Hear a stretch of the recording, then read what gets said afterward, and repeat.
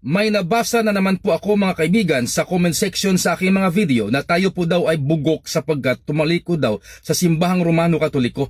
Ang sinasabi sa mga taong ito ay taliwas sa katotohanan sapagkat sabi po ng salita ng Diyos na mababasa po sa Biblia na ang mga tunay na bugok ay yung mga taong nanalangin, nagvenerasyon sa iba't ibang klaseng ribulto. Mababasa po ito sa sulat ni San Pablo mga kaibigan sa Roma Kapitulo 1, versikulo 21 hanggang versikulo 25. At sinabi rin ng Diyos mismo na ang mga nanalangin at nagvenerasyon sa iba't ibang klaseng ribulto o sa mga ribulto o Diyos-Diyusan ay mga mangmang, mga tunto at mga bugok sila. Mababasa po ito sa aklat ni Jeremias Kapitulo 10, versikulo 8 hanggang 10. Ang tanong, sino ang tunay na bugok? Yung mga taong sumasamba, nagvenerasyon at nanalangin sa ribulto at mga Diyos-Diyusan. Sana po maliwanagan ng bawat isa sa inyo mga kaibigan sapagkat ang salita ng Diyos ay nagbibigay ng kaliwanagan sa mga taong gustong maligtas.